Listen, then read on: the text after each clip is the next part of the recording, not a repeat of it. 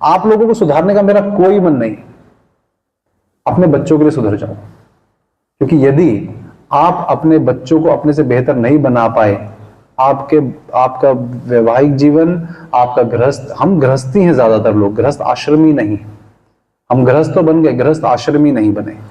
तो आपके बच्चे यदि आपसे बेहतर नहीं बन रहे, तो मैं कहता हूं आपके बच्चों के लिए जो ममता मोह आपने पाला हुआ है वो विकार है। मोह को विकार बोला जाता है ना, तो मोह विकार है, वो मोह मत पैदा होने दीजिए, ममता रखिए।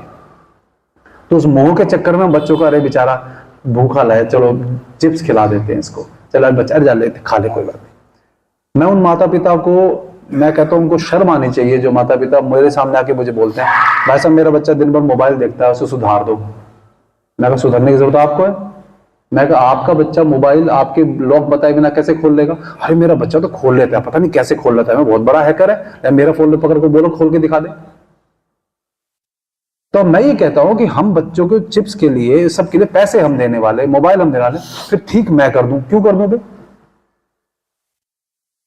ये कहते हैं मेरे बच्चे की हाइट नहीं बढ़ी, बच्चा को लाते देखना वीरेंद्र जी ये मेरे बच्चे की हाइट नहीं बढ़ रही, इसके लिए कुछ करिए। तो मैं बच्चों को बाहर भेजता हूँ, फिर उन माता पिता की ऐसी क्लास लेता हूँ, मैं कहा आपको शर्म नहीं आती?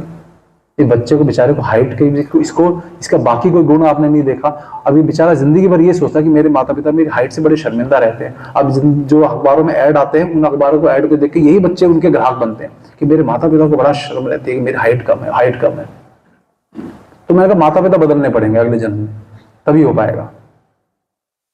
लेकिन उनको घी खिला नहीं रहे, मक्खन खिला नहीं रहे, डाइट अच्छी खिला नहीं रहे, फिर हाइट भी चाहिए, ये भी चाहिए, वो भी चाहिए, क्रिएटिव बन जाए, और दिन भर उनकी आंखें पीछा करती रहती है, क्या कर, अरे ऐसे मत कर, अरे ऐसे मत कर। उसको गुलाम तो आपने बना दिया अपना, क्रिएटिव कहां से बनेगा वो? तो आप अपने बच्चों के कफ को यदि नियंत्रित रखोगे, अब आपको बात पे कफ सुना है आपने, आपके बच्चे का यदि कफ नियंत्रित रहेगा, कफ का मतलब म्यूकस, बलगम होता है ना, जो बलगम, इस शरीर में दोष है लेकिन जरूरी भी है, बैलेंस होना चाहिए। यदि आपने अपने बच्चे का कफ नियंत्रित रख लिया तो आपका बच्चा आज्ञाकारी बनेगा, नहीं तो वो अपराधी बनेगा। सिर्फ कफ बिगड़ने की वजह से इतना नहीं होगा कि स्वास्थ्य खराब हो गया, उसका चरित्र खराब हो जाएगा।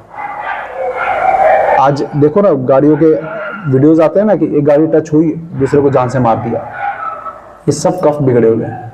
जो दिन भर मैदा, नींद पूरी नहीं होना, मोबाइल में लगे रहना, ये सब जो कर रहे हैं, तो कफ बच्चे का विकृत नहीं होने देना, नहीं तो आप अच्छे माता पिता कहलाने योग्य है नहीं। और जो बच्चे अपने बच्चों को स्कूल के टिफिन में ताजा खाना नहीं बना के देते, वो माँ सबसे बड़ी दुश्मन है। जो ब्रेड दे देती है, ये दे देती है, कुछ भी, तो आप ये समझ लीजिए इस बात को। तो इस विषय पे कभी डिटेल में कुछ विशेष रूप से बोलेंगे तो बात करूंगा मैं, क्योंकि इसमें बहुत सारी चीजें। और किसी का कोई प्रश्न